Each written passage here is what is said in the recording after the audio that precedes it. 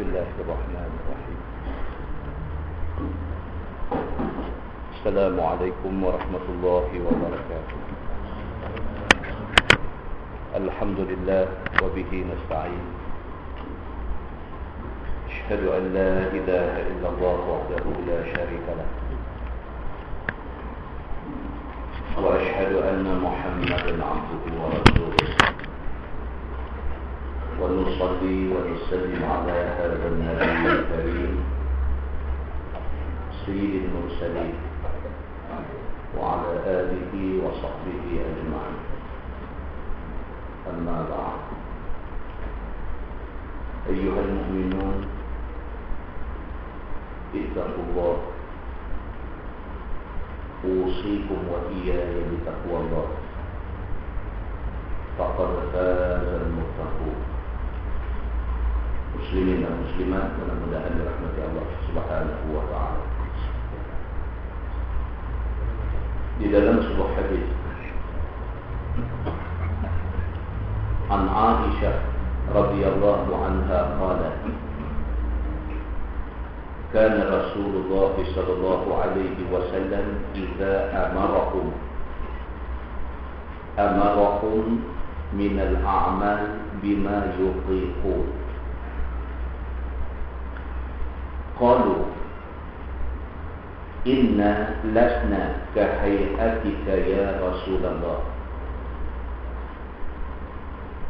inna Allah qad ghafara laka ma taqaddama min dhanbik wa ma ta'akhkhar. Fayaghdabu hatta yu'rafa al-ghadab fi wajhihi. Thumma yaqulu Rasulullah sallallahu alaihi wasallam, inna atqakum wa a'lamakum billahi ana. Atau kama qala, hadis sahih riwayat Al-Bukhari. Daripada Aisyah radhiyallahu anha,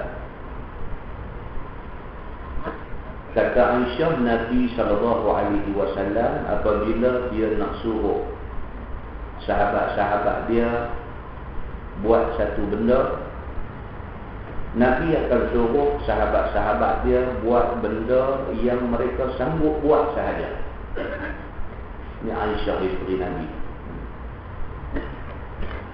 Aisyah beritahu, Aisyah kata Nabi sallallahu alaihi wasallam, dia kalau dia nak suruh sahabat-sahabat dia buat satu amalan, dia akan pastikan amalan tu amalan yang sahabat dia memang boleh buat. Nabi tak pernah suruh sahabat buat benda yang sahabat tak mampu buat. Itu maksud dia. Qalu, satu hari sahabat-sahabat ni tanya balik kepada Nabi. Sahabat kata, inna lasna kahay'atika ya Rasulullah, inna Allah qad ghafara laka ma taqaddama min dhanbik wa ma ta'akhkhar. Sahabat-sahabat ni tanya balik dekat Nabi. Cara sahabat tanya tu seolah-olah macam sahabat ni dia tak puas hati dengan benda yang Nabi suruh. Seolah-olah macam sahabat-sahabat ni rasa macam Nabi suruh mereka buat amalan tu sikit sangat, macam tu. Sedangkan mereka rasa mereka boleh buat lebih. Maka kata sahabat ni, inna lasna kahay'atika ya Rasulullah. Sahabat kata, kami bukan macam tuan. Tuan tak apalah. Mereka kata dekat Nabi, inna Allah qad ghafara laka ma taqaddama min dhanbika wa ma ta'akhkhar. Tuan tak apalah. Tuan Allah Subhanahu wa ta'ala pelihara, sehingga kan Allah Subhanahu wa ta'ala dah ampun dah dosa. Kalau sekiranya Tuan ada dosa, Allah dah ampun dah dosa yang Tuan buat. Dan ke depan esok pun kalau ditakdirkan Tuan berdosa, Allah ampun.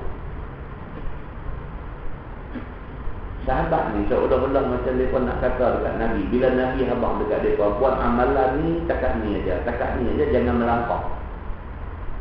Sahabat-sahabat rasa awal Nabi suruh kita buat ni sikit sangat. Sikit ni cukup kau untuk kita.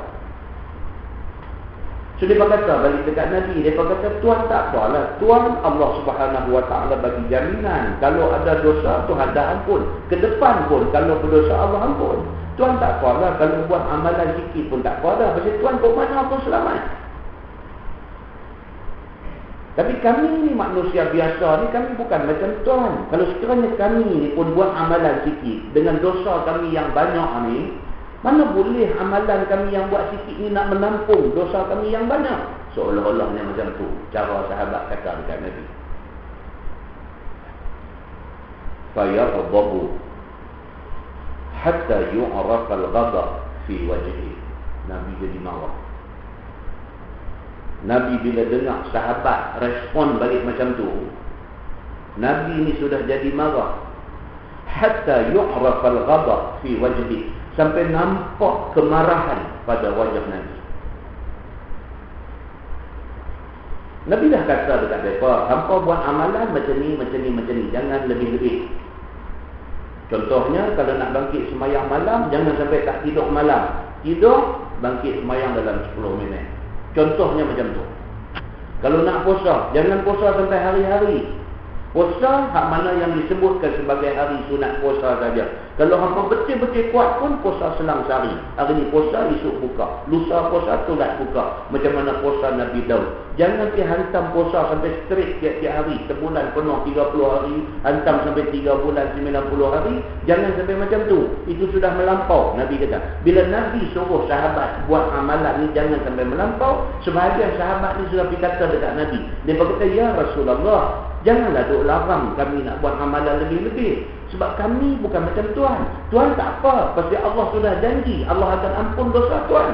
Kami ni manusia yang banyak dosa. Kami kena buat banyak amalan untuk nak cover dosa-dosa kami. Bila cakap macam tu, seolah-olah macam mereka again. Macam mereka ni lawan apa yang Nabi kata. Maka marah, maka murka. Fayaghdhabu hatta yu'rafal ghadab fi wajhi. Marah Nabi ni sampai sahabat-sahabat tengok muka Nabi, dia tahu Nabi marah. Begitu. Summa yaqul inna atqakum wa a'lamakum billahi ana. Nabi SAW bersabda, Nabi kata sesungguhnya orang yang paling bertakwa di kalangan hampa semua dan orang yang paling alim tentang hal agama Islam ni tidak lain tidak bukan aku. Nabi kata, aku orang yang paling bertakwa dan aku orang yang paling alim, yang paling reti tentang Islam ni. Kalau aku kata macam tu, jangan apa objek, jangan apa bantah. Dengan muka marah Nabi itu, Nabi kata macam tu, sahabat diam habis semua. Mereka tahu dah, kata mereka sudah tersilap adab bila mereka lawan apa yang Nabi SAW kata. Hadis itu hadis sahih, riwayat Al-Bukhari. Muslimin dan muslimah yang dirahmati Allah sekalian. Di dalam sebuah hadis riwayat Aisyah radhiyallahu anha, kata dia, anna Nabi sallallahu alaihi wasallam dakhala 'alaiha wa 'indaha imra'ah. فقال النبي صلى الله عليه وسلم من هذه؟ وقالت فلانة تذكر من صلاتها. قال النبي صلى الله عليه وسلم ما علمكم بما تطيقون؟ فوالله لا يمل الله حتى تملوا. وكان أحب الدين إليه ما دوام عليه صاحبه أو كما قال hadis sahih riwayat Al-Bukhari. Daripada Aisyah radhiyallahu anha, kata dia Nabi sallallahu alaihi wasallam satu hari balik ke rumah aku. Rumah Aisyah tu lah makam Nabi Lami tu rumah Aisyah. Hari itu hari giliran Aisyah, isteri Nabi ramai, hari itu jatuh giliran Aisyah. Nabi balik ke rumah Aisyah. Bila Nabi sampai di rumah, wa indaha imra'ah. Kebetulan Aisyah ada satu tetamu, ada satu perempuan mai jadi tetamu dia di rumah. Nabi masuk dalam rumah, tengok ada orang lain, ada satu perempuan dalam rumah Aisyah ni. Faqala Nabi sallallahu alaihi wasallam, "Man hadhihi?" Nabi tanya, "Lah, siapa ni?" Nabi kata. Nabi tanya isteri dia, "Siapa dia perempuan ni?" Qalat, kata Aisyah, "Fulana tazkuru min salatiha." Aisyah kata dia ni, kita kata polan, nasi polan-polan. Maksudnya Aisyah beritahu dia ni sekian-sekian nama dia. Dia main kerana dia nak cerita tentang ibadat semayang dia yang kuat. Perempuan ni main rumah Aisyah, main dia cerita, kata dia ni satu orang yang semayang cukup kuat. Bukan saja semayang fardu dia tak tinggal, semayang rawatib, sunat rawatib ni dia tak tinggal. Hak mana yang Nabi suruh buat dia buat belakang. Tambah pula lagi dengan malam bangkit tu buat tahajud dan sebagainya. Dia duk main cerita dengan Aisyah, kata dia ni bab semayang ni dia cukup kuat. Aisyah pun habaq balik dekat Nabi, kata dia ni perempuan ni kawanlah juga dengan aku. Dia main dia cerita pasal dia ni semayang kuat. Qala Nabi sallallahu alaihi wasallam, "Ma alaikum bima tutiqun." Nabi terus kata, Nabi kata jangan macam tu. Mah ni maksudnya jangan buat lagu tu. Nabi kata, "Alaikum bima tutiqun." Hampa kalau nak buat ibadat takat mampu aja. Jangan melampau. Bila Nabi dengar ke Aisyah punya penerangan tadi, dia ni dengan semayang dia cukup dahsyat ni, Nabi kata jangan. Jangan gelut sampai macam tu, jangan terlampau-lampau buat ibadat sampai macam tu. Nabi kata apa? Nabi kata, "Alaikum bima tutiqun." Atas hampa hendaklah hampa buat takat yang mampu aja. Jangan paksa diri buat benda yang tak mampu. Itu maksudnya. Fawallahi la yamallu Allahu hatta tamallu. Nabi kata demi Allah, aku nak habaq dekat hampa semua, Allah Subhanahu wa taala dia tak jemu nak bagi pahala dekat orang yang buat baik. Cuma takutnya hampa yang jemu esok ni. Nampak? Nabi kata soal hampa sampai tak tidur malam, hampa nak sembahyang sunat, itu Allah tak ada masalah. Dari segi nak bagi pahala atas amalan hampa, Allah tidak ada masalah. Allah tidak jemu nak bagi pahala dekat hampa kalau hampa buat ibadat sampai berlebih-lebih ni. Cuma takut satu, apa dia? Hatta tamallu. Takut hampa satu hari jemu. Pulun sampai bukan-bukan ni bulan tu kan. Lepas tu tak buat tu kan. Takut yang tu. Takut yang tu. Bila dia gelut sangat ni, takut tak lama. Wa kana ahabbud din ilaihi ma dawama alaihi sahibuh. Nabi kata di ujung tu, Nabi kata apa? Aku nak beritahu dekat hangpa satu benda. Sesungguhnya benda yang Allah paling suka dari hal agama ni ialah satu orang buat benda tu patut-patut saja, tetapi istiqamah, berterusan. Tak mau gelut dekat sebulan aja gelut, lepas tu tinggal terus, tak mau. Tapi biar buat sikit-sikit aja. Tapi sikit-sikit tu daripada umur dia 25 sampai dia meninggal umur 70, amalan tu dia tak tinggal. Itu lebih baik di sisi Allah Subhanahu wa taala. Buat tak banyak, tapi seminggu 2 kali bangkit tahajud.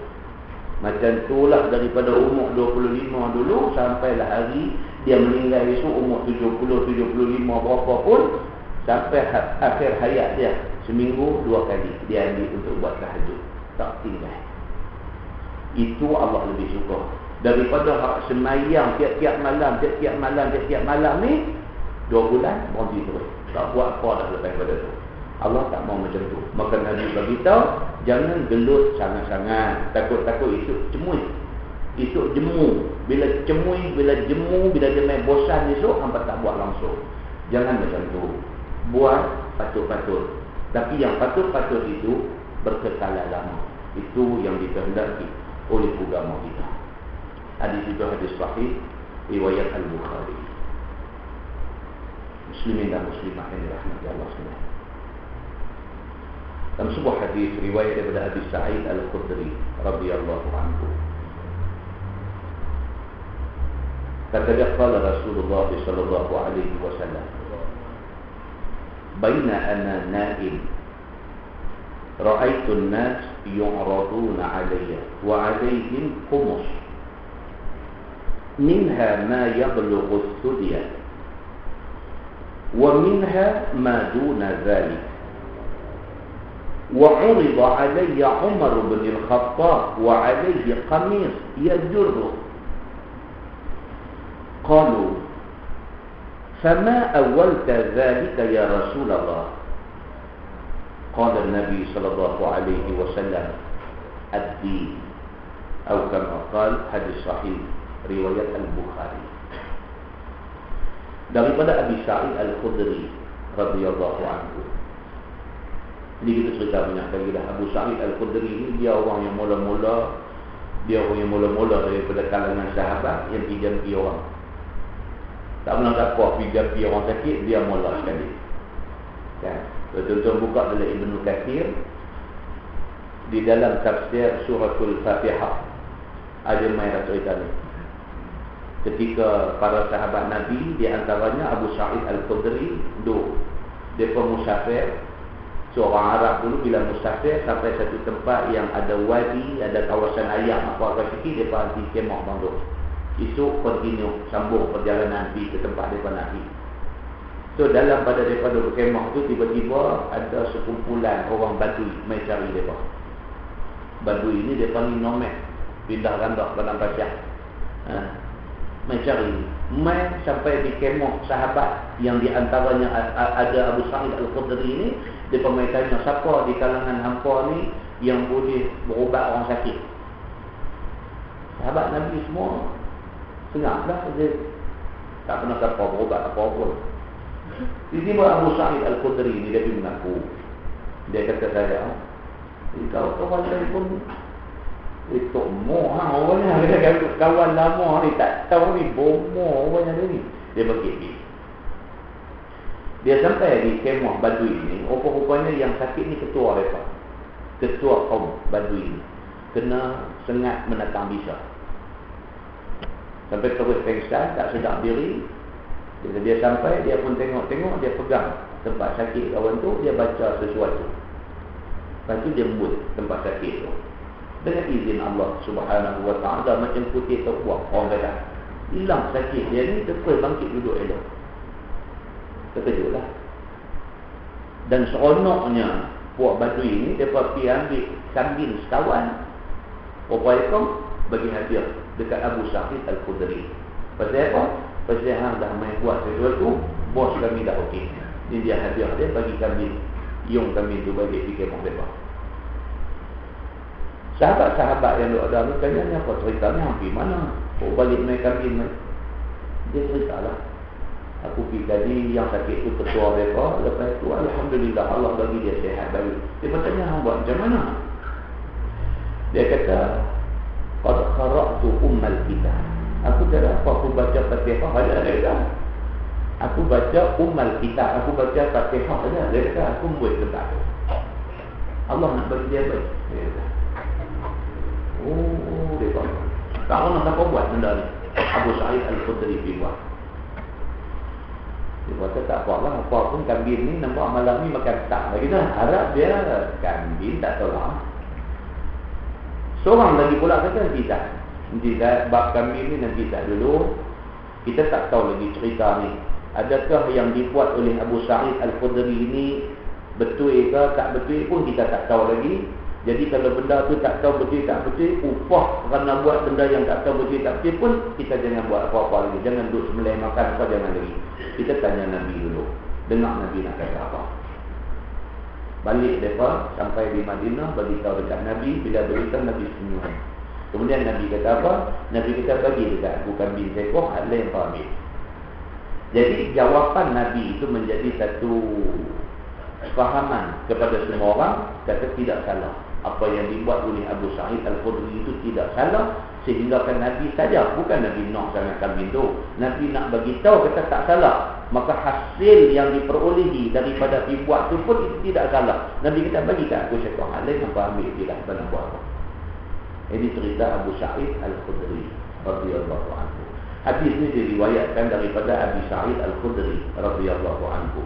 Katanya qala Rasulullah sallallahu alaihi wasallam, "Baina ana na'im." Abu Sa'id kata satu hari aku tidur. Ra'aitu an-nas yu'raduna. No, Nabi sallallahu alaihi wasallam bersabda, Nabi kata baina ana na'im. Nabi kata aku tengah tidur. Nabi cerita. Dalam tidur aku tu ra'aitu an-nas yu'raduna alayya. Aku melihat sekumpulan manusia dibawa mai depan aku. Nabi mimpi. Nabi mimpi dalam tidur dia, orang bawa mai satu kumpulan manusia di depan Nabi. Wa alaihi al-qumus. Nabi kata hak mai ni semua pakai khamis. Ni bukan baju saya pakai ni khamis. Orang Melayu kata jubah. Orang Melayu kata jubah. Khamis. Khamis ni baju hak buta sekat. Jubah ni kalau terus sampai ke bawah, lagu boleh buat macam Zoro ni pakai tu, boleh buka semua tu. Macam apa khatib nak baca khutbah setengah-setengah masjid dia pergi sangkut, dia terus jubah. Nabi kata dalam tidur aku mimpi sekumpulan orang dibawa mai ke depan aku, wa alaihim qumus, tapi masing-masing ni pakai baju. Minha ma yablughu sudya, tapi tiap-tiap orang tu labuh baju tu tak sama. Nabi kata ada yang baju itu labuhnya sampai sudya, sampai pakai susu, dia pakai dada. Pakai baju tapi lagu tekak ni saja. Pakai baju lagu tekak ni saja. Pakai baju lagu tekak. Ramai hak ada tu masing-masing labuh baju tak sama. Nabi kata. Wa minha ma duna zalik, dan sebahagian daripada ada tu macam-macam lah. Dia ni pakai dada, dia ni pakai pusat, dia ni pakai pokok, dia ni pakai lutut, macam-macam ada. Wa hurida alayya Umar bin Al-Khattab. Dalam ramai-ramai tu ada Umar Al-Khattab. Nabi kata Sayyidina Umar Al-Khattab ada dalam ramai-ramai tu. Wa alayhi qamis, tetapi Umar pakai jubah, pakai baju labuh, ia juruh labuh sampai melerak-lerak belakang panjang Umar ni. Qalu fama awwalta dhalika ya Rasulullah. Sahabat bila dengar Nabi cerita mimpi dia ni, sahabat kata dekat Nabi, ya Rasulullah, apakah takwil mimpi itu? Apakah takwil kepada mimpi itu? Mimpi ni dia kadang-kadang kalau mimpi betul, dia ada makna dia. Macam Nabi Allah Yusuf alaihissalam mimpi kata apa gandum apa semua, dia ada takwil dia. Takwil dia kata apa, nak main 7 tahun kemarau. Mimpi lembu kurih apa ni, nak menunjuk kata 7 tahun kemarau. Itu takwil mimpi. Kalau tuan-tuan buka dalam Bahrul Mazi, cerita tentang apa nama, tentang bab ar-ru'yah, cerita pasal mimpi ni, dia main lagi macam-macam cerita. Kalau kita tidur mimpi jumpa orang yang dah mati dah, main jumpa kita pakai serba putih, dia ada takwil dia macam yang Nabi beritahu. Kalau kita mimpi, dalam mimpi kita jumpa orang main, dia ada cerita-cerita dia.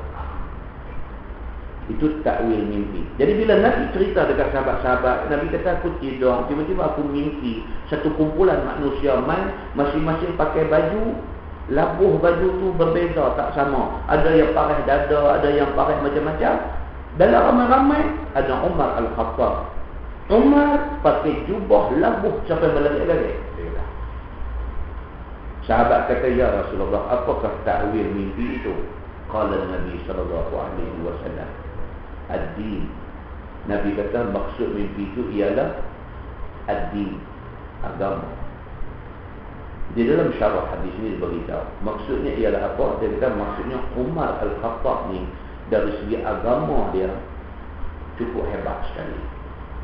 Hebat agama itu digambarkan dalam bentuk jubah yang dia pakai itu panjang, menunjuk kata kemasnya Umar ni dari segi pegangan agamanya. Itu syarah hadis. Hadis itu hadis sahih riwayat Al-Bukhari. Ada dalam satu hadis lain cerita yang mimpi ni anak kepada Umar Al-Khattab, ada macam itu. Dan dalam hadis ni kata yang mimpi itu Nabi SAW sendiri. Mudah-mudahan kita ambil aktibat daripada mukadimah itu. Apa dia? Yang pertama sekali, kita tidak disuruh buat amalan, ibadat yang sampai kita tak mampu buat. Sebaliknya Islam, dia suruh kita buat benda yang kita mampu buat. Adapun mana-mana orang yang nak buat lebih, kalau lebih itu tidak sampai membinasakan dia, maka itu tidak salah. Sekiranya apa yang dia buat lebih itu pada kadar kemampuan dia. Seperti mana diceritakan tentang Umar Al-Khattab, dia memang lebih. Pasal apa? Pasal Umar memang mampu buat lebih. Dan Umar tidak cemut, tidak bosan dan tidak jemu buat ibadat sehingga akhir hayat dia tak jemu. Tuan-tuan ingat balik cerita Umar Al-Khattab nak semaya, tiba-tiba orang main tikam. Dia kena tikam tak rusuk. Tikam, dah duduk tempat imam dah, orang main tikam, jatuh. Dalam satu riwayat kata peluh, isi perut peluh. Dalam duduk sakit tu, dia panggil anak dia, Abdullah bin Umar bin Al-Khattab, Ibnu Umar. Dia panggil anak dia. Dia kata tolong saya. Ni dalam duduk sakit ni, perut dah melambak keluar ni. Dia panggil anak dia, tolong saya. Tolong pergi rumah Aisyah. Rumah Aisyah sebelah masjid dia. Tolong pergi jumpa Aisyah, bacakan salam aku kepada dia. Dia kata, dia guna perkataan bacakan salam aku kepada dia. Maksud macam kita nak kirim salam dekat orang, kita kata begitu, sampaikan salam saya dekat sahabat kita Ismail ni dengan lafaz Assalamualaikum. Itu bacakan salam. Umar kata macam tu. Selepas kena tikam tu, dia kata macam tu ke anak dia. Tolong saya jumpa Aisyah, bacakan salam aku kepada dia, Assalamualaikum. Dia kata, tolong tanya dia Sah, kalau ditakdirkan aku mati, boleh tak boleh aku minta izin, aku dikebumikan dalam rumah dia. Sebelah dua sahabat baik aku, Rasulullah sallallahu alaihi wasallam, Abu Bakar As-Siddiq, dan kalau Aisyah bagi, aku nak duduk sebelah dua sahabat aku ni. Tu dalam kena tu kena tikam tu, teringat yang tu lagi, teringat sayang Nabi tu lagi. Berlari anak dia ni pergi rumah Aisyah, bagi salam, bagi tahu bapa aku sampaikan salam kepadamu dengan lafaz Assalamualaikum. Bapa aku tanya, boleh tak boleh kalau dia mati, dia baru kena tikam. Kalau dia mati, boleh tak boleh bagi ruang di sebelah bapa engkau, sebelah Abu Bakar, untuk ke bumi bapa aku. Boleh tak boleh? Bapa aku minta tanya. Hadis inilah adalah hadis Bukhari. Aisyah jawab apa? Dia kata sebenarnya aku nak reserve tempat tu untuk aku. Dia kata, tapi tak apalah, aku bagi kepada Umar Al-Khattab. Dia kata, maka Umar dikebumikan di situ dan Aisyah dikebumikan di Baqi' Al-Gharqad. Itu dia cerita, dia adalah hadis tentang benda-benda yang jadi ini. Mudah-mudahan kita ambil akibat daripada mukadimah kita baca insya-Allah. Kita menggunakan Bahrul Mazi jilid 2. Bahrul Mazi jilid 2. Muka surat 63. Bab ma jaa fi tarji' fil adhan. Cerita tentang tarji'. Kita dah bagi tahu dah bulan lepas. Tarji' ni dia ada dua lah. Satu, kalau di sisi ulama hadis, mereka memaksudkan tarjih ini sebagai ulang dalam azan. Allahu Akbar, Allahu Akbar. Kemudian lagi sekali Allahu Akbar, Allahu Akbar. Lagi asyhadu an la ilaha illallah. Lagi sekali asyhadu an la ilaha illallah. Ulang itu dia panggil tarjih. Dan ada pendapat di kalangan ulama fiqh yang mengatakan tarjih itu ialah sebut pelan, lepas itu baru deras suara. Jadi Bilal sebelum azan ini pun kaifiat dia bermacam-macam sebab dia tidak jelas daripada hadis. So kaifiat dia bermacam-macam. Ada yang kata sebelum untuk Bilal bang dia sebut dulu Allahu Akbar, Allahu Akbar, baru deras Allahu Akbar, Allahu Akbar. Sekali pelan pula Allahu Akbar, Allahu Akbar. Sekali deras Allahu Akbar, Allah. Ada satu kaifiat. Ada pula satu kata dulu Allahu Akbar, Allahu Akbar, Allahu Akbar, Allahu Akbar, asyhadu an la ilaha illallah, asyhadu an la ilaha illallah, asyhadu anna Muhammadar Rasulullah, asyhadu anna Muhammadar Rasulullah, baru Allahu Akbar, Allahu Akbar. Ada satu kaifiat. Itu di sisi ulama fiqhnya begitu. Tetapi sandaran-sandarannya semua tidak jelas tentang benda ini. Baik, kita baca. Dia kata bab ma jaa fi tarji' fil azan. Itu bab yang datang pada menyatakan mengulang dua kalimah syahadat dalam bank. Ketahuilah saudaraku, bermula tarjih di dalam bank itu, iaitu ulang dua kalimah syahadat yang dua kali dengan angkat suara selepas, yakni kemudian daripada berkata keduanya dengan rendah suara. Itu satu pengertian. Sebut pelan dulu, lepas itu baru deras azan tu. Maka tarjih di dalam bank itu sabit dia disyaratkan dengan dalil hadis yang dikeluarkan oleh Imam At-Tirmizi. Kata dia, an Abi Mahzurah anna Rasulullah sallallahu alaihi wasallam aq'adahu wa alqa alaihi al-adhan harfan harfan. Diriwayatkan daripada Abi Mahzurah bahwasanya Nabi sallallahu alaihi wasallam menduduk ia akan dia, dan diajak Nabi atasnya akan bang sekalimah sekalimah. Abu Mahzurah ni, dia kata satu hari Nabi panggil dia, Nabi panggil Abu Mahzurah ni, ta'al ijlis, mai duduk sebelah aku. Nabi ajak dia cara nak bang satu-satu begitu. Qala Ibrahim misla azamina. Kata Ibrahim ni siapa dia? Ibrahim adalah cicit kepada Abi Mahzurah. Ibrahim yang riwayatkan hadis ni, cerita main kat kita di bawah ni, Ibrahim ni siapa? Dia cicit kepada Abu Mahzurah. Abu Mahzurah sahabat Nabi. Dia cicit. Dia daripada kalangan tabi'in. Begitu. Kata Ibrahim, yakni cicit kepada Abu Mahzurah sahabat Nabi tadi, diajaknya Nabi SAW semacam mana bang kita hari ini. Nabi ajak macam hari ni duk bang tu. Macam itulah Nabi ajak dekat tuan dia dulu, dekat Abu Mahzurah. Qala Bishr faqultu lahu a'id alayya. Kata Bishr bin Mu'adz, yakni guru kepada Imam At-Tirmizi. Kita duk baca hadis ni, hadis Bahrul Mazi ni, hadis yang diriwayatkan oleh Imam At-Tirmizi. Dia ada dua sebutan. Satu sebut At-Tirmizi, ada satu sebut At-Turmudi. Dua-dua pun betul. Dua-dua pun betul. Baik. Guru kepada Imam At-Tirmizi ni, nama dia Bishr bin Mu'adz. Dia tanya kepada cicit Abu Mahzurah ni.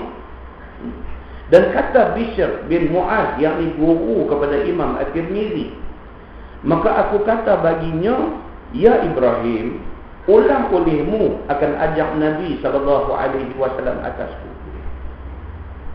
Dia kata tolong ulang balik apa yang Tok Wan hang bagi tahu dekat hang. Kata Nabi ajak Tok Wan hang dulu macam mana? Ulang balik dekat aku nak dengar. Kata guru kepada Imam At-Tirmizi. Begitu. Sambung hadis tu, fa wasafal azan bit tarjih. Maka mensifatkan ia bang itu di dalam ajarannya sekali dengan tarjih. Maka diulangnya habaq Nabi habaq macam ni sekali dengan tarjih. Dia pun tak beritahu tarjih itu apa, dia cuma sebut tarjih. Maka dengan kerana itulah kadang-kadang perbahasan tentang tarjih ni jadi berbagai-bagai. Sekali dia ada lagi penjelasan dia. Kata At-Tirmizi, ini hadis, yakni hadis Abi Mahzurah pada bab itu adalah hadis yang sahih. Dan sesungguhnya telah diriwayatkan daripadanya bukan satu jalan, dan atasnya amal di Makkah, dan ialah qaul Imam Syafi'i. Di Mekah macam mana bang Mekah hari ini, macam mana bang di Madinah hari ini, macam itulah yang diajak Nabi SAW kepada Abu Mahzurah. Yang Abu Mahzurah ni pihak abang pula kat cicit dia bernama Ibrahim ni. Yang Ibrahim ni pula pihak abang dekat Bishr, iaitu guru kepada Imam At-Tirmizi. Tuan-tuan nampak? Itu salah silah ilmu tu dia main macam tu. Salah silah ilmu tu dia main macam tu. Baik, masalah bang dan lafaz yang diajak Nabi dengan sendirinya. Dengan sendirinya maksud Nabi sendiri ajak cara nak bang ni kepada Abu Mahzurah tadi. Wahai saudaraku, tak kala adalah riwayat Tirmizi di dalam bab itu, dia kata guntung amat, yakni pendek dan sedikit. Guntung ni maksud dia ringkas sangat. Hadis tadi ringkas sangat. Dia tak abang pun terjemah tu apa, ringkas sangat. Maka didatangkan pula hadis yang dikeluarkan oleh Imam Syafi'i di dalam Al-Um, yang cukup sempurna, hadis yang lebih panjang lagi cerita tentang Nabi ajak bang ni. Katanya diriwayatkan daripada Abdullah bin Muhairib radhiyallahu anhu. Kata dia, maka berkatalah aku bagi Abi Mahzurah. Ibrahim cicit dia ni kata wan dia. Ya Pak Wan. Pak Wan itu Wan lah.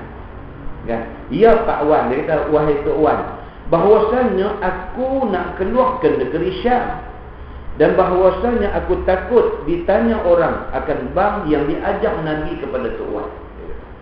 Yakni apabila aku sampai di sana, yakni di Syam nanti, maka orang akan tanya aku benda ni, dan bahawasanya aku takut orang tanya, maka khabarkanlah Tok Wan kepada aku hadis dan lafaznya sekali. Ibrahim ni cicit kepada sahabat Nabi. Dia nak pergi ke Syam. Syam ni kira Jordan, Syria tu dulu semua panggil Syam. Daripada Madinah ni nak pergi ke Jordan lah ni. Dia nak pergi, nak musafir ke sana. Dia kata orang kenal aku siapa? Aku ni, dia kata cucu Tok Wan. Tok Wan sahabat Nabi. Dan nama Tok Wan disebut-sebut sebagai salah seorang sahabat yang Nabi ajak cara bang. Nanti bila saya sampai di Syam nanti, orang akan tanya saya, ni betul-betul bang ni cerita dia, hadis dia macam mana? Bukan Tok Wan hang dah dulu yang Nabi ajak? Dia kata masalah saya. Lah Tok Wan sebelum saya pergi, Tok Wan beritahu kat saya. Macam mana cerita betul-betul Nabi ajak macam mana? Ibrahim kata dekat Tok Wan dia. Maka jawab Abi Mahzurah. Okey, dia kata, baiklah, kita okey. Jawab dia kata, orang. Aku boleh cerita, tak ada masalah. Maka kata Abu Mahzurah, keluarlah aku beberapa orang. Abu Mahzurah ni dia cerita kat cicit dia. Cerita dia macam ni, dia kata. Masa tu Tok Wan dengan Tok Wan punya kawan, kami kira keluar ronda, keluar jalan-jalan. Maka jadilah kami berjalan pada setengah jalan Hunain. Tok Wan dengan kawan-kawan Tok Wan, dia kata masa tu pergi berjalan. Kami lalu satu kawasan Hunain. Hunain ni dia antara daripada Madinah nak main Mekah. Kita akan lalu satu kawasan nama Hunain. Sampai lah pun, kalau tuan-tuan pergi umrah ke pergi haji, kan tuan-tuan sampai di Makkah, sampai di Madinah, daripada Madinah nak main Mekah, masuk highway tu tuan-tuan akan nampak signboard dia. Satu tempat dia tulis Hunain. Di situlah dulu berlaku perang Hunain. Abu Mahzurah kata aku dengan kawan-kawan aku. Dia kata Tok Wan dengan kawan-kawan Tok Wan duduk berjalan-jalan sampai di satu tempat nama Hunain. Dia kata. Maka pada waktu itu Nabi SAW mengembalikan tenteranya daripada Hunain. Dia kata kebetulan masa tu Nabi baru habis perang Hunain dan Nabi duk bawa tentera nak balik mai ke Madinah. Dia kata. Mana kata dia tak pergi perang lah. Dia tengah duduk ronda-ronda waktu jumpa Nabi bawa balik tentera daripada medan perang. Maka berjumpalah kami dengan Nabi SAW di tengah jalan. Jadi jomok terjumpa dengan Nabi di Hunain. Di dalam itu maka banglah tukang bang Nabi SAW dengan sembahyang di sisi Nabi SAW. Kebetulan dia kata sampai time tu time semayang, Nabi suruh untuk muazzin, suruh untuk bilai dia bang. Kami duduk tang lain, Nabi punya rombongan duduk tang lain, nampak Nabi punya rombongan ni kami nampak. Dengar pula tukang azan ni sudah bang.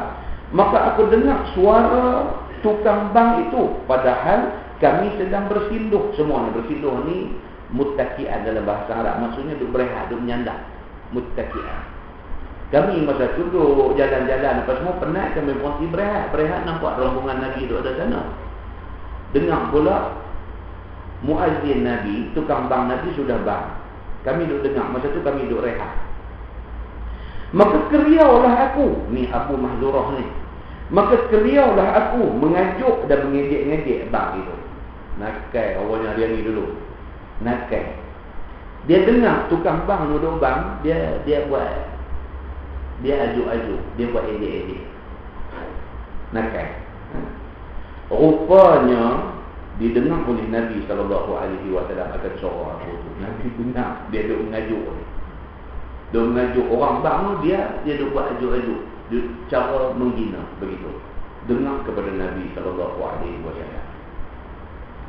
Maka diutus orang kepada kami, sehingga dibawa orang akan kami Diberdirikan kami di depan Nabi SAW. Nabi hantar tentera ni bawa balik daripada medan perang, bawa balik daripada Hunain. Nabi hantar sahabat dia yang merupakan tentera yang baru habis perang ni. Nabi kata, pergi ambil bawa Umay ni, duk ajuk-ajuk seorang ni, ambil Umay pun nak tengok muka siapa dia ni.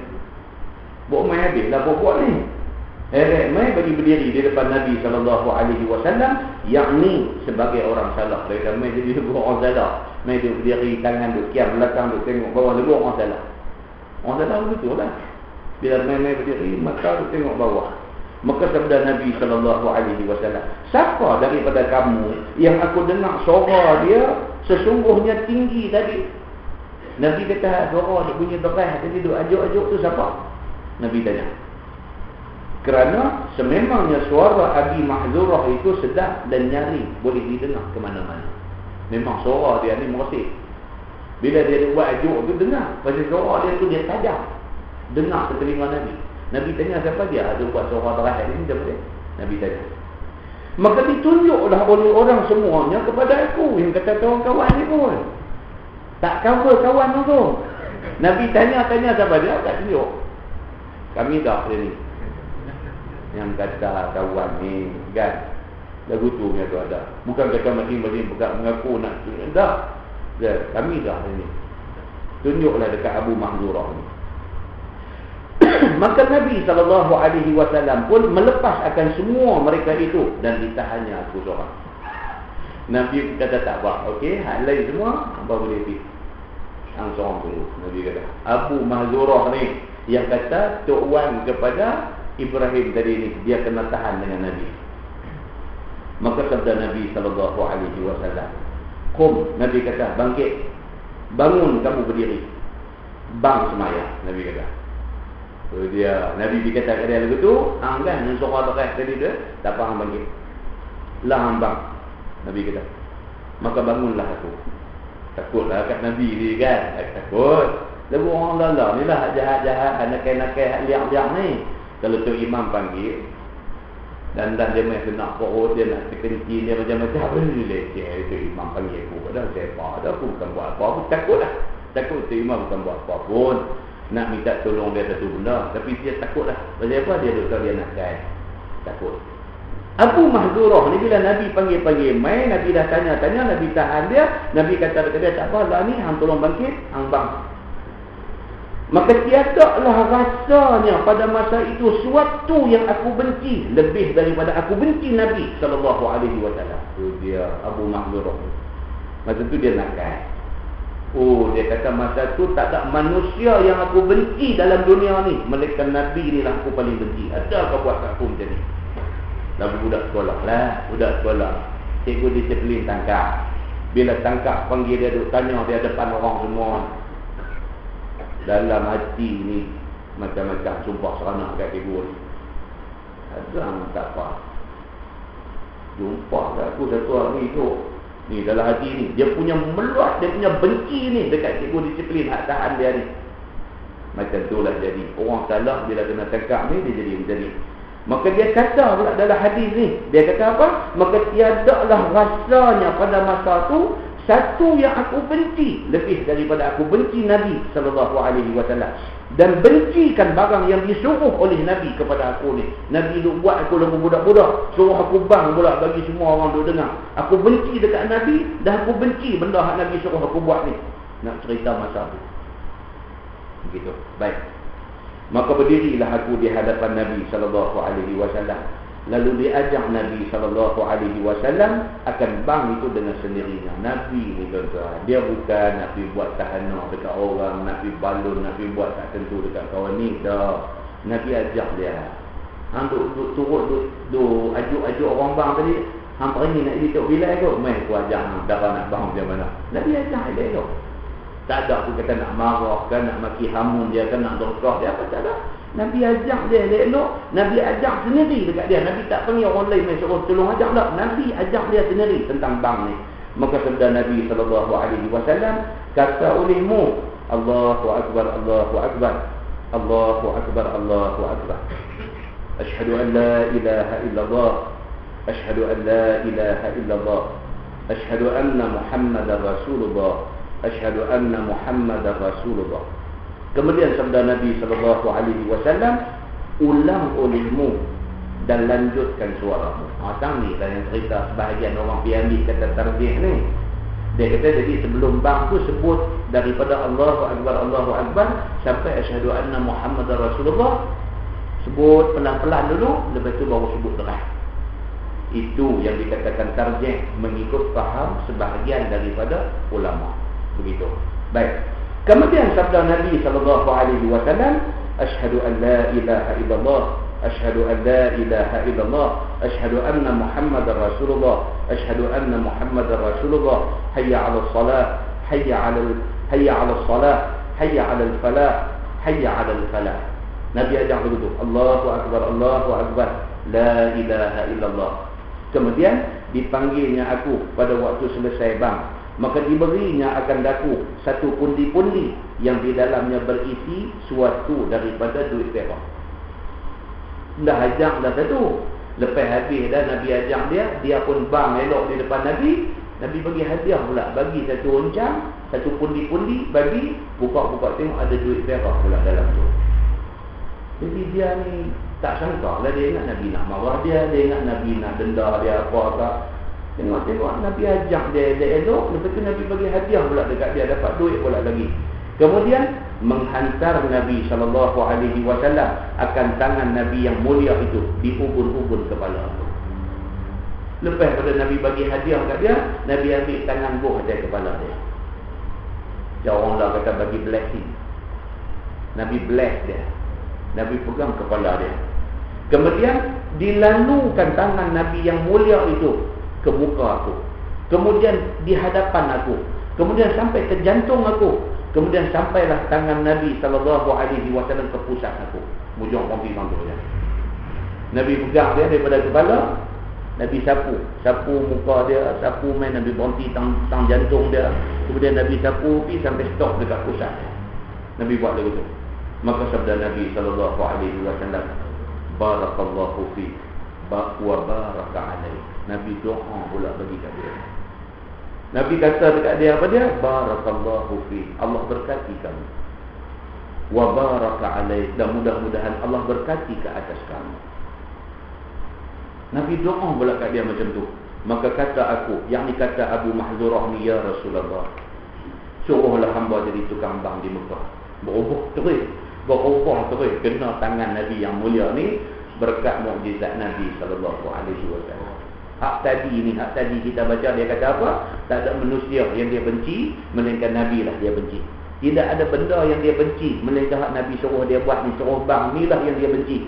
Tiba-tiba bila Nabi ajak dia bang sampai habis, tiba-tiba Nabi bagi hadiah dekat dia satu pundi-pundi duit perak. Tiba-tiba Nabi SAW dipegang pula kepala dia, ubun-ubun kepala dia. Nabi sapu muka dia, sapu sampai dada dia, sapu sampai ke pusat dia. Nabi doa pula dekat dia, barakallahu fi. Nabi doa keberkatan untuk dia. Bila sampai dekat tu, terbit di mulut Abu Mahzurah ni. Kata dia, ya Rasulullah, suruhlah hamba jadi tukang bank di Mekah. Habis tak ada benda nak kata lah dia. Dia kata, ya Rasulullah, bagi saya jadi tok bilai tak apa. Saya tak mahu lagi. Bagi saya jadi tok bilai di Mekah. Maka sabda Nabi SAW, sesungguhnya telah aku suruh akan dikau dengannya. Nabi kata apa? Memang aku bercadang nak suruh hang jadi tok bilai di Mekah. Nabi kata kat dia macam tu.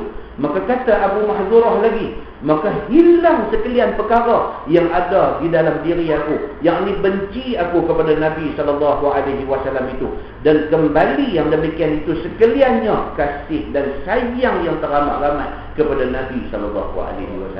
Dia kata Nabi sapu-sapu macam tu dekat aku, hilang serta-merta benci aku dekat Nabi. Dia mai pula dalam diri aku ni, aku sayang Nabi ni tak tahu nak apa.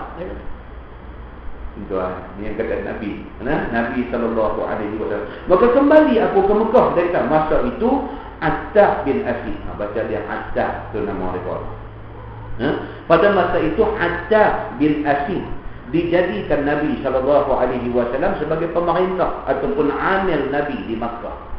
Bila dia balik ke Mekah, amir ataupun pemerintah, gubernur Nabi di Makkah ni siapa dia?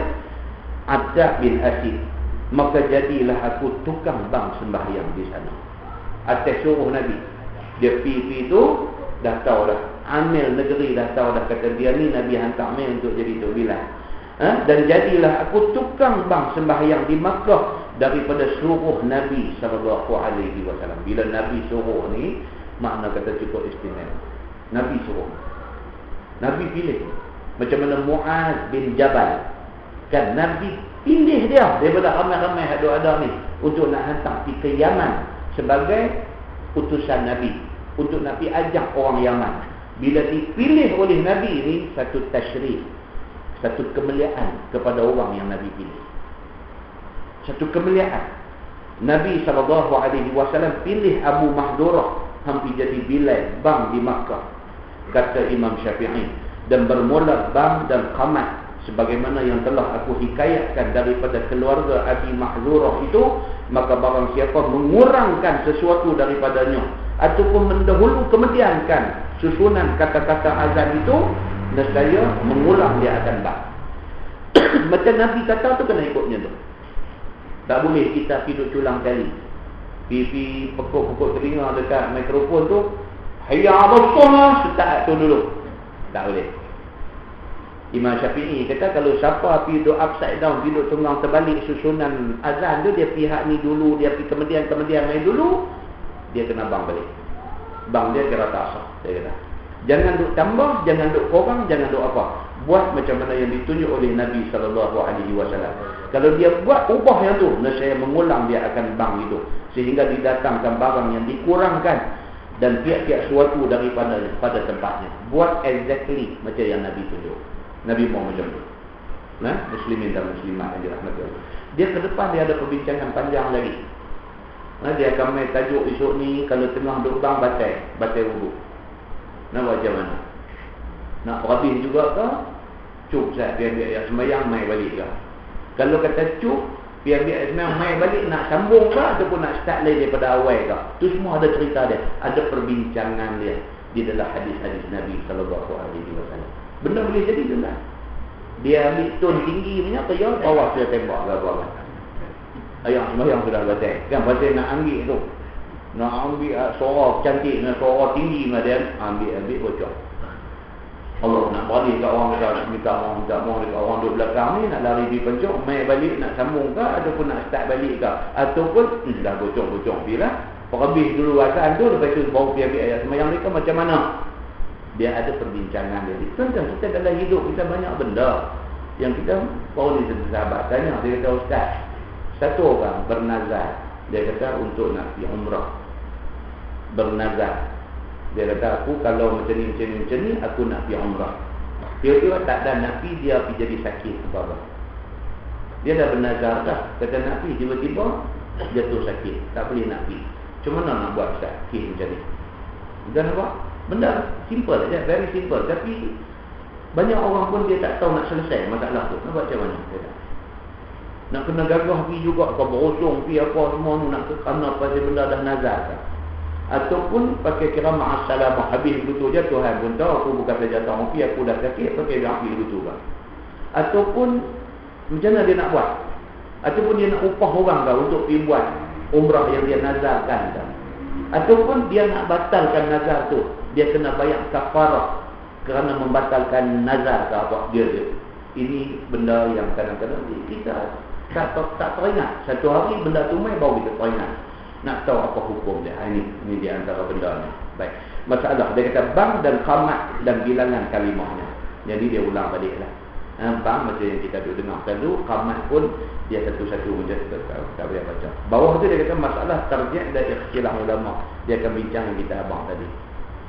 Baik, tuan-tuan tengok tajuk baru di bawah tu, bab ma jaa fi ifrad salah. Ini dia main bab apa? Bab qamat pula.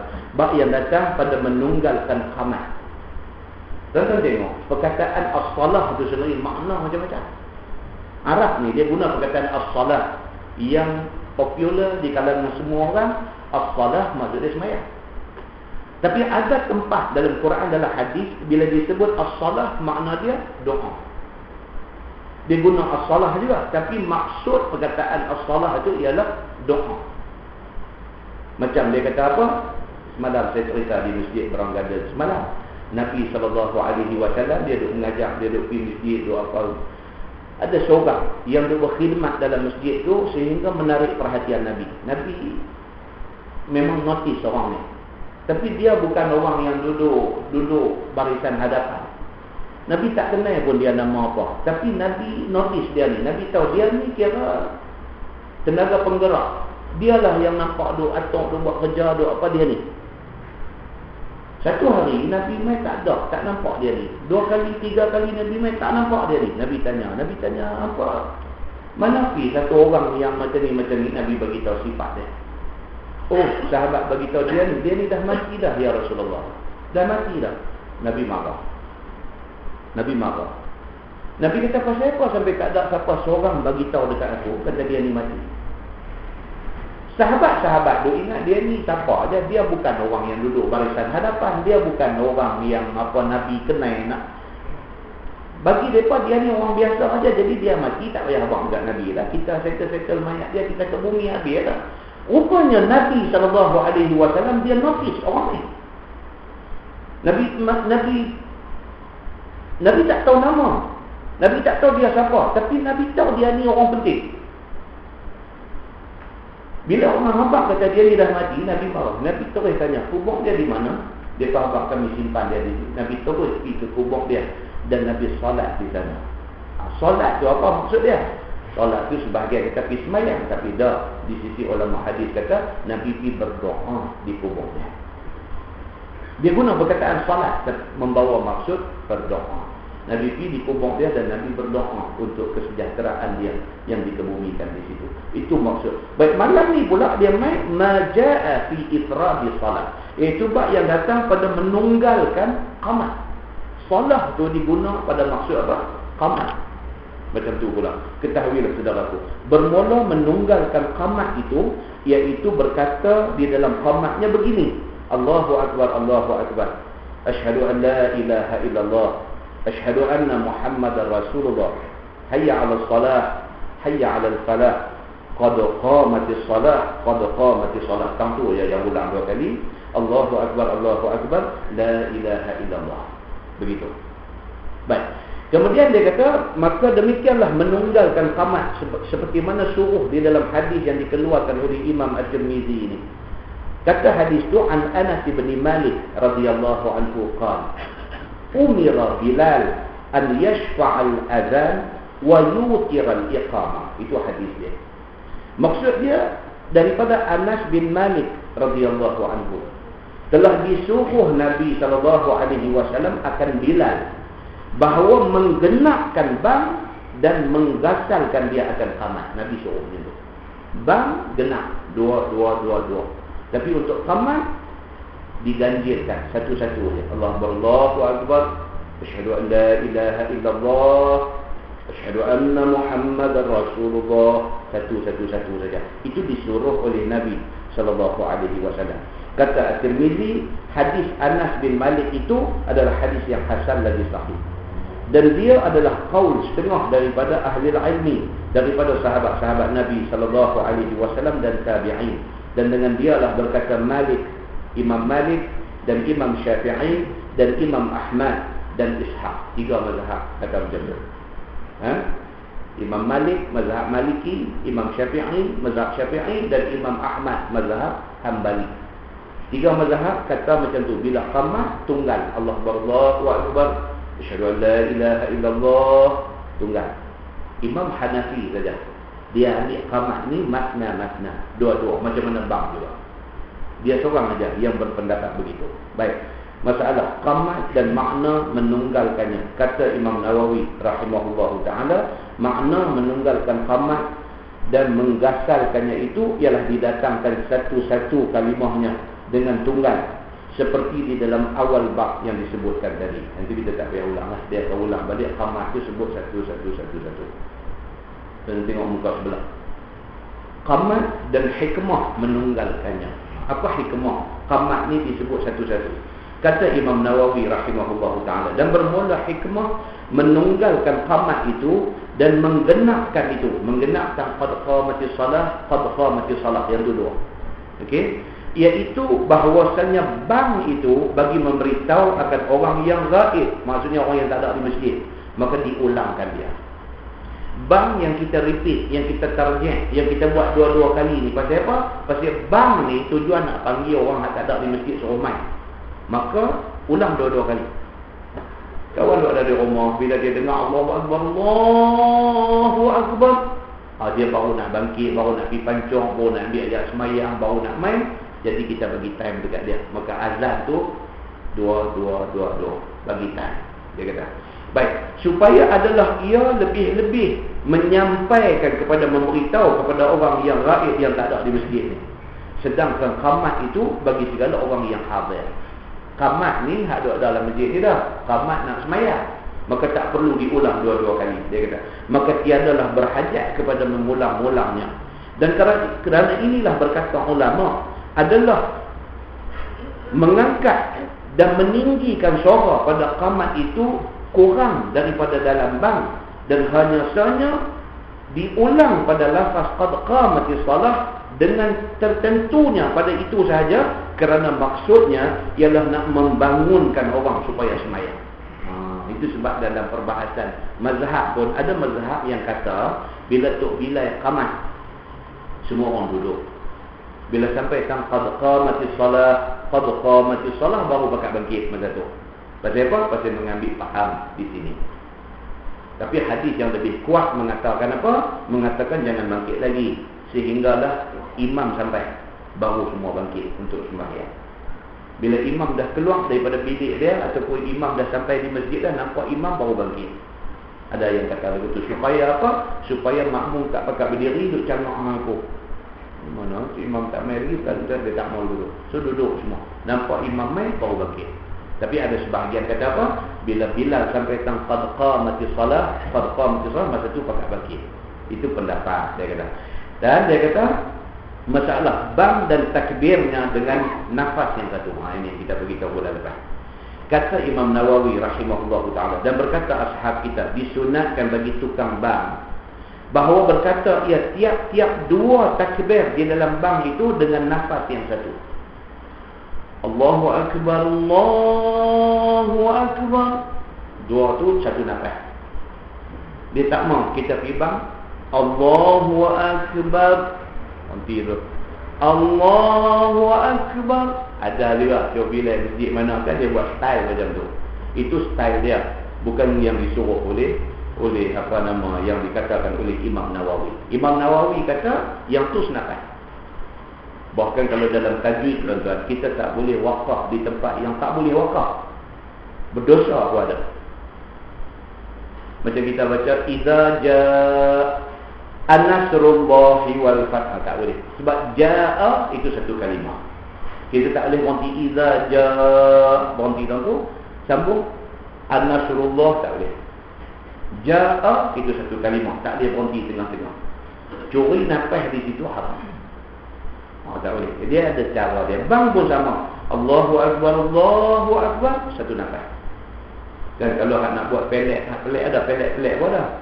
Allahu Akbar, lebih tu ada je. Dia duk nak sabar pun tak ada. Dia pelik ni tak tahu pelik mana yang dia pibang begitu. Allahu Akbar, dia duk bunyi begitu. Oh, mudah sakit perut dah bila dengar begitu. Awak tak mau begitu. Sebut bagi kenal. Sebut bagi bukti. Allahu Akbar. Bunyi. Okay. Ya tu baik. Dia kata jadi disunatkan bagi tukang bang bahawa berkata dia pada tiap-tiap dua takbir itu dengan nafas yang satu, itu yang paling bagus. Dan berkata ia pada awal bang Allahu Akbar dengan nafas yang satu. Kemudian berkata pula Allahu Akbar dengan nafas yang satu lagi. Dia kata kena buat begitu. Baik, tajuk dia kata majaa anna al-iqamah masna. Ini yang kata pendapat Imam Hanafi, iaitu bab yang datang pada menyatakan qamat itu dua-dua. Sama macam lafaz azan, macam itulah lafaz iqamah. Allahu Akbar, Allahu Akbar dua kali. Asyhadu an la ilaha illallah, asyhadu an la ilaha illallah. Dia dua kali. Ni geng-geng mamak nasi kandang, mereka semua qamat macam ni. Mereka mazhab Hanafi. Mereka semua qamat macam tu. Mula-mula nak semayang, kita suruh dia qamat. Qamat apa? Dia ni qamat dia ni, kalau kita tak habis, terkejut tu. Orang suruh qamat, pergi bang pula tu. Dah, mazhab Hanafi. Dia kata qamat itu masna. Dua. Baik, pasal apa yang Imam Hanafi berpendirian macam tu? Cuba kita tengok. Wahai saudaraku, telah lalu di dalam masalah tadi menyebutkan di dalam mazhab Abu Hanifah, dia menggenapkan lafaz qamat itu. Dan hadis yang menunjukkan demikian adalah dikeluarkan oleh Imam At-Tirmizi. Kata hadis dia, an Abdullah bin Zaid qala kana azan Rasulullah sallallahu alaihi wasallam syaf'an fil azan wal iqamah. Ini pula ada hadis macam ni. Daripada Abdullah bin Zaid, katanya adalah bang Nabi sallallahu alaihi wasallam genap, yakni dua. Dan demikianlah juga pada qamatnya. Ada pula hadis kata begitu. Dan kata At-Tirmizi, hadis Abdullah bin Zaid ini meriwayatkan dia oleh Waqi' daripada Al-A'mash, daripada Amr bin Murrah, daripada Abdurrahman bin Abi Layla, bahwasanya Abdullah bin Zaid melihat akan bang di dalam mimpinya, dan telah berkata setengah daripada ahlul ilmi bermula bang dua-dua dan qamat pun dua-dua. Dan dengan dia berkata Sufyan Ats-Tsauri dan Ibnul Mubarak dan ahlul Kufah, penduduk Kufah. Ini ada juga hadis yang dipegang oleh mereka. Tetapi tiga mazhab lagi berpegang pada hadis yang mengatakan qamat itu satu-satu, bukan dua-dua. Ini khilaf di kalangan ulama kerana wujudnya hadis yang berbagai-bagai. Tajuk baru dia kata bab ma jaa fi tarassal fil azan. Itu bab yang datang pada menyatakan berlanjut-lanjut pada bab. Asyhadu an la ilaha illallah. Panjang tu dia panggil tarassal. Dia tak mau dia terkontot-kontot macam tu, dia tak mau. Dia mau tarassal macam tu. Ketahuilah saudaraku, adalah berlambat-lambat dan beransur-ansur, berlanjut-lanjut pada bang itu disuruh syarah dengan dalil riwayat daripada Jabir, dikeluarkan oleh Imam At-Tirmizi. Kata dia, an Jabir anna Rasulullah sallallahu alaihi wasallam qala li Bilal, ya Bilal, iza azanta fatarassal fi azanik. Nabi bagi arahan yang jelas. Diriwayatkan daripada Jabir bin Abdullah bahwasanya Nabi sallallahu alaihi wasallam bersabda kepada Bilal. Nabi kata, hai Bilal, apabila engkau bang, maka hendaklah lambat-lambatkan, lanjut-lanjutkan pada bang engkau itu. Nabi suruh begitu. Tarik bagi nyaring macam tu. Sambung dia kata, wa iza aqamta fahdir, dan apabila engkau qamat, maka hendaklah engkau segerakan akan dia. Qamat pendek-pendek, tak panjang macam mana azan tadi. Panjang sikit-sikit saja. Allahu Akbar, Allahu Akbar, asyhadu an la ilaha illallah. Kata tu je. Tak boleh pergi sampai merenek-renek suara untuk qamat, tak boleh, dia kata. Kemudian sambung hadis dia kata, waj'al baina azanika wa iqamatika qadra ma yafru'ul akil min akli wasyarib min syurbi. Maksudnya, dan jadikanlah olehmu antara bang dan qamat engkau itu sekadar selesai orang makan daripada makanannya dan orang minum daripada minumannya. Tuan-tuan, nampak? Jadi kita pergi di Mekah, di Madinah, mereka strictly ikut hadis ni. Lepas bang, nak boleh ke qamat tu, kalau kita duduk di hotel, kita dah lagi turun hotel, berjalan sampai masuk dalam masjid, baru dia qamat. Pasal apa? Rupa-rupanya bukan saja buat, ada hadis Nabi mengarahkan Bilal buat macam tu. Jadi kalau kita di sini cepat, kita kalau subuh pun dia bang-bang tu habis-habis bang sah aja qamat dah. Kalau buat hadut semayang qabliyah subuh ni baru satu rakaat qamat dah. Dia kadut macam nak kena tinggal baik lah, ya Allah. Kadut dah rumah memang tak ada ni. Dengar-dengar bang baru nak loncat bangkit, masuk pancung, punya kelang kabut duk tahu masjid nak cepat lagi nak qamat. Dia punya kelang kabut tu ambil beri baju pergi gosok gigi. Kalut tu pasal tak lagi nak qamat dah. Nabi SAW dia arahkan Bilal ni. Dia kata apa? Selang antara bang dengan qamat tu, dia kata sekira-kira kalau kawan tu bancuh air dia minum sampai habis baru qamat. Bagi time untuk orang nak berjalan, dia kata. Baik, sambung hadis lagi. Wal mu'tasir idza dakhala li qada'i hajati wa la taqumu hatta tarawni. Ini hadis dia. Dan orang yang melepaskan kencing ataupun berak apabila masuk dia ke jamban kerana qada hajat. Tempoh masa antara bang dengan qamat tu selang masa dia, sekira-kira kalau kawan tu masuk pancong, dia buang air, dia dan selesai qada hajat dia, istinja, basuh elok-elok semua, keluar mai ambil air sembahyang lain, dan lagi orang baru nak qamat nak sembahyang. Ni hamba Allah ni dia dengan semelit dengan apa masuk pi. Ini bang-bang qamat dia dah. Kawan lah kita. Kalau tak ada kita terjang pintu jamban tu. Marah apa dia orang tak ada nak tunggu dia. Kan dia kata bagi time tak, dia kata dekat depan ni. Dan janganlah engkau sekalian qamat. Yang ni yang Nabi kata ni. Dan janganlah engkau sekalian qamat sehingga melihat sekalian kamu akan aku keluar daripada rumah pun nak main sembahyang. Itu dia yang kata. Jangan qamat lagi. Nabi kata nampak aku keluar daripada rumah baru qamat. Lepas tu aku main aku jadi imam. Supaya jangan menyusah-nyusah orang terdiri-diri beberapa lama menanti aku. Kalau qamat cepat-cepat, tu imam tak sampai lagi, pakai tu cangok tunggu. Tu imam mana? Tunggu dulu confirm Nabi dah keluar main baru qamat. Jadi elok orang bangkit, Nabi pun jadi imam di depan. Itu cara dia. Kata At-Tirmizi, hadis Jabir ini adalah hadis yang tiada kami tahu akan dia melainkan daripada ini wajah. Yang ni hadis Abdul Mun'im dan ialah isnad yang majhul. Masalah berlambat-lambat pada bang dan meninggikan suara. Kata Imam Syafi'i di dalam Al-Um, maka aku suka mengangkat suara bagi tukang bang. Imam Syafi'i sendiri kata Tok Bilal ni suara dia kena tinggi. Dia tak mau duk buat bang macam mana bang Piramli dalam Semerah Padi. Tak mau. Itu lecehnya bang. Yang tu nak main sembahyang pun boleh jadi tak jadi. Allahu Akbar, Allahu Akbar. Duk bunyi lagu tu, main musim hujan ni pula selamat dah. Kami pakai takbir. Pasal lagu tu tak mau. Bang ni dia mau bunyi suara tu, mau nyaring, dia mau dengar tu macam mana bang Mekah, bang Madinah tu. Kita dengar tu kira memang kena pergi sembahyang ni. Dia mau macam tu. Aduh, dua dia bunyi lagu tu lemah dengar lah. Enggak, tak boleh begitu. Dan aku suka apabila mengambil seorang yang hendak dijadikan tukang bang itu, bahawa dia ambil akan orang yang tinggi suara. Imam Syafi'i kata, aku mau orang yang suara nyaring, dia jadi Bilal. Dia kata. Dan bahawa dia ambil pilih akan elok suara, bukan cakap suara teras saja. Suara dia tu sedap telinga dengar.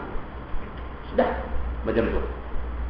Kerana bahawasanya dialah yang lebih memperdengarkan akan mereka itu. Orang hak suara nyaring dan suara sedap, dia boleh bagi dengar ke orang hak duduk rumah tu dengar, dia berasa nak main sikit. Begitu dia kata. Yang tiada boleh didengarkan dia oleh orang yang lemah suara. Dia buat suara hak tadi ni dia kata tak dengar ke orang. Dan elok suara itu lebih merawankan bagi hati akan orang yang mendengarnya. Dia merawan hati ni macam mana tak tahu. Dengar tu lagu dia main pegang hati kita, tarik kita main minit tu. Suara mau macam tu lah Allah. Dia mau orang macam tu dibang. Dan menggemarkan pada mengangkatkan suara itu menunjukkan atas elok ucap bangnya. Ucapan juga kena elok. Sebutan, makhraj huruf, apa semua ni bagi cantik. Tadi tak mau. Allahu Akbar tu semua tak mau. Sebut, dia kata elok ucapnya, elok ucapannya. Kerana tiada kuasa seorang yang menyampaikan penghabisan suaranya pada kalam yang berturut-turut itu. Tang hujung tu nak bagi dengar dia cantik lagu tu. Melainkan dengan berlambat-lambat dan beransur-ansur. Dia duk tarik suara taratan tu yang cantik.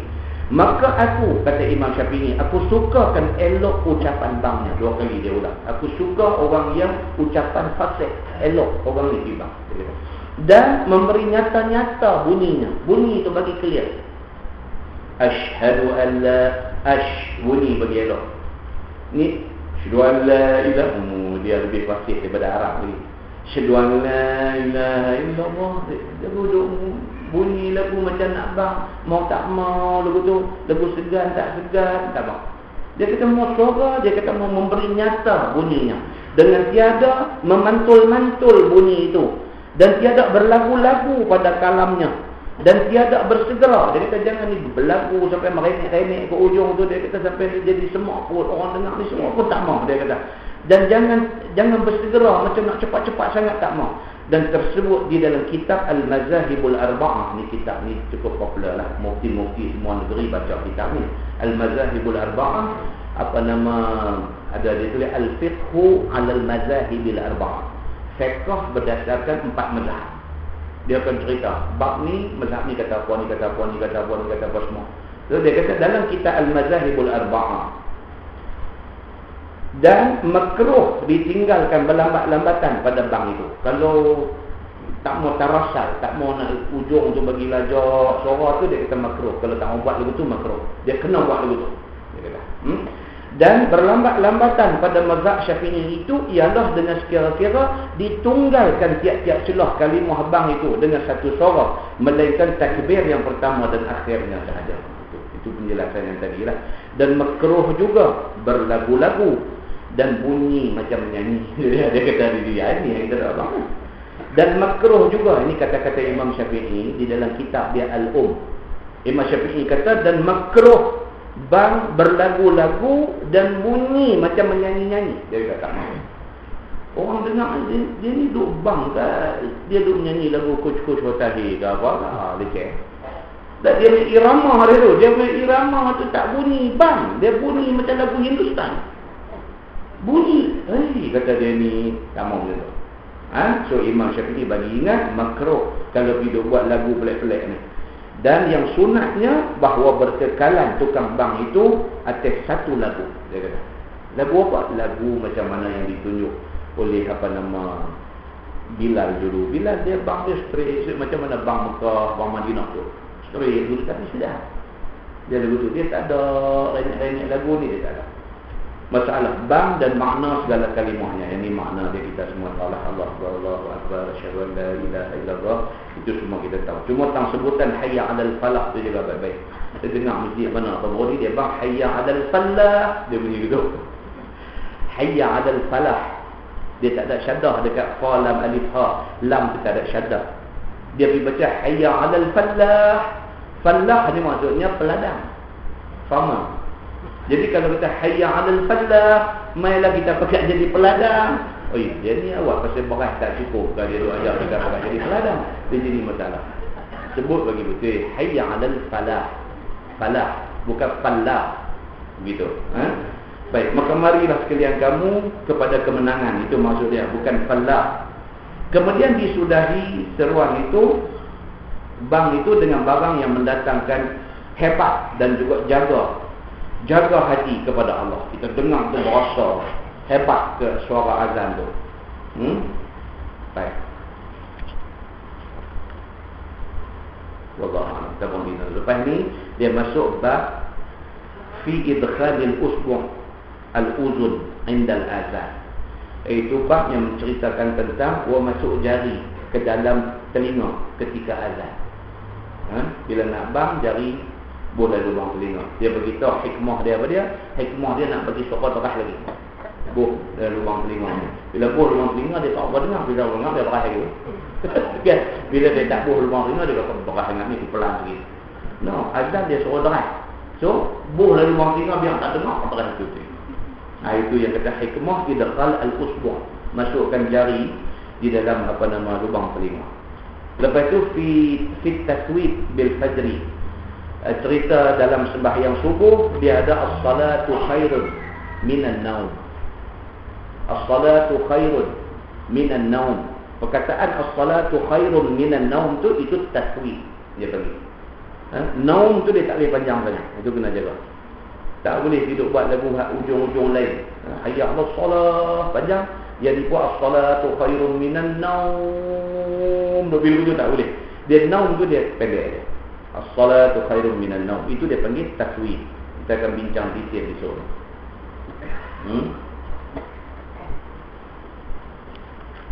Kemudian dia akan mai ke tajuk anna man azana fa huwa yuqim, iaitu orang yang bang dialah yang qamat.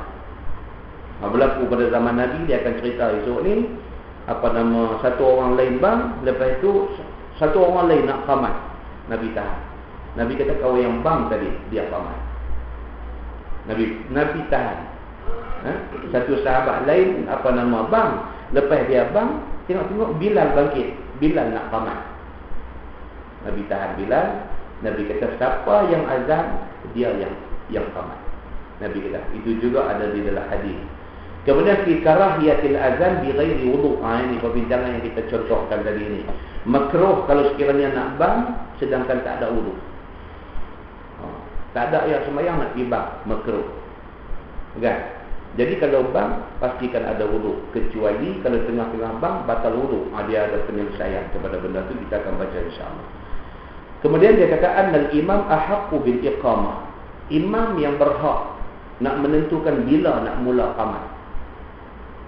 Bila imam tunjuk dekat kawan tu, barulah Bilal ni akan qamat.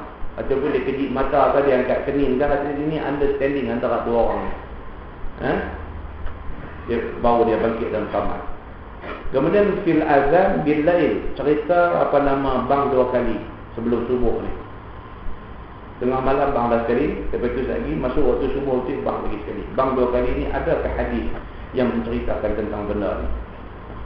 Kemudian fi karahiyatil khuruj minal masjid ba'da al-azan. Orang dah azan dah, kita turun pergi start motor balik. Boleh tak boleh? Orang dah azan dah, tak sembahyang lagi, baru azan, tak sembahyang lagi, kita pergi turun start motor balik. Boleh tak boleh buat dulu? Kemudian fil azan fi safar. Kalau dalam musafir, adakah kita masih disunatkan azan sebelum sembahyang? Dan ini kita cerita bulan lepas, kata yang berlaku salah faham, dia perlu ingat, kata kalau nak musafir kena azan. Padahal dia kata kalau kita ni dalam musafir daripada Sungai Petani nak pergi Kuala Lumpur, sampai di kita kata sampai di Tapah ke apa ke, masuk waktu Zuhur. Kita nak sembahyang Zuhur di Tapah tu, adakah masih disunatkan kita bang dulu sebelum kita sembahyang Zuhur? Itu dia nak main perbincangan dia. Kemudian fi fadlil azan, cerita tentang kelebihan azan. Wallahu a'lam. Itu kawan. Ada berlaku di beberapa tempat. Dia sebutan ni pun satu masalah tu kan. Allahu Akbar, alif kaf bara. Dia pergi baca Allahu Akbar, Allahu Akbar, dia betul. Bila disebut lagu tu, spelling dia dah jadi alif kaf ba alif ra. Sebenarnya alif kaf bara akbar, pendek aja. Tapi bila dia Allahu Akbar, Allahu Akbar, itu salah. Kalau orang Arab dia kata khata'awi, dia kata itu salah betul-betul, very obvious punya kesalahan. Salah yang terang-terang salah. Tak boleh buat macam tu. Sama juga ada setengah dia jadi imam, sami'allahu liman, lam mim nun, liman, sami'allahu liman hamidah. Dia ada sebut sami'allahu liman hamidah. Allah, sami'allahu liman, dia duduk liman. Sakit kita ni sampai korak-korak ni. Imam dia duduk sebut salah liman. Bagi siapa terjemahan dia, bukan limal. Kan jadi yang kena jaga benda-benda sebutan yang sampai jadi menyimpang terus ni tak mahu. Dan kita tak juga disuruh sampai cekang orang tengkok. Macam baca Fatihah sampai tang iyyaka na'budu, tentu ada syaddah iyyaka na'budu.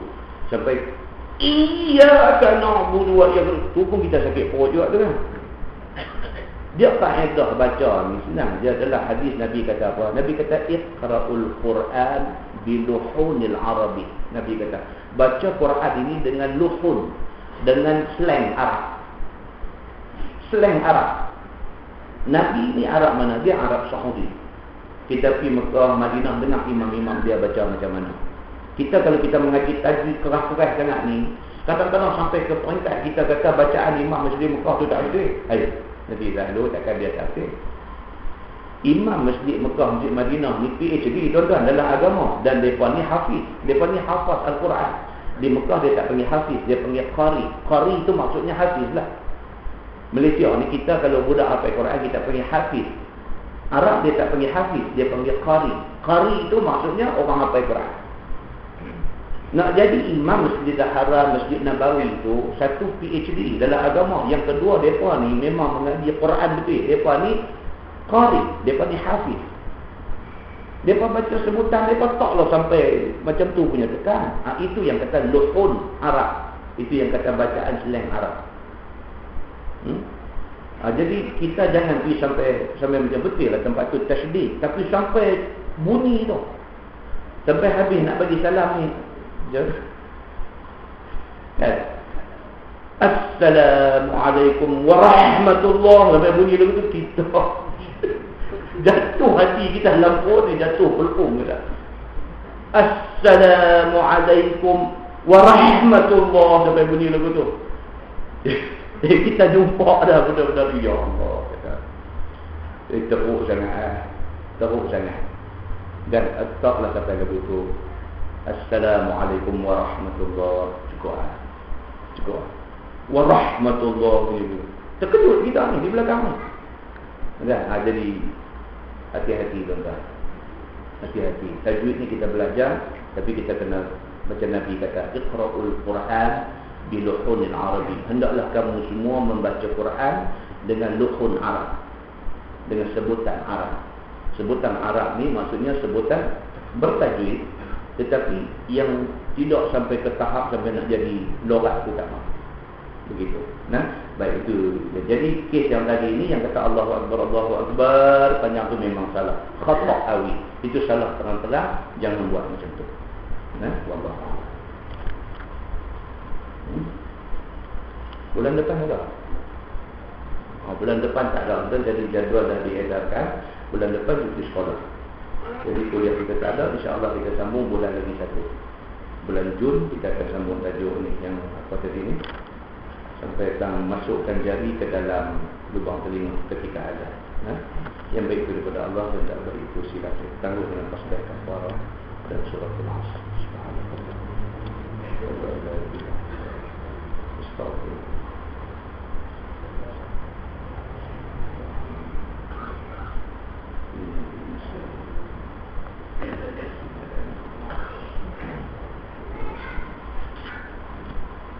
اللهم صل على محمد في الأولين والآخرين سلم رضي الله تبارك وتعالى عن سادتنا أصحاب سيدنا رسول الله أجمعين. بسم الله الرحمن الرحيم. الحمد لله رب العالمين حمدا يوافي نعمه ويكافئ مزيدا. يا ربنا لك الحمد كما ينبغي لجلال وجهك الكريم وعظيم سلطانك. رضينا بالله ربا وبالإسلام دينا وبمحمد نبيا ورسولا. اللهم افتح علينا فتوح العارفين وارزقنا فهم النبيين بجاه خاتم المرسلين.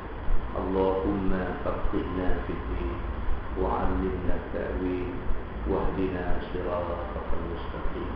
اللهم أرنا الحق حقا وارزقنا اتباعه وأرنا الباطل باطلا وارزقنا اجتنابه. اللهم اجعل جمعنا جمعا مرحوما وتفرقنا من بعده تفرقا معصوما. وصلى الله على محمد وعلى آله وصحبه وسلم والحمد لله رب العالمين. السلام عليكم.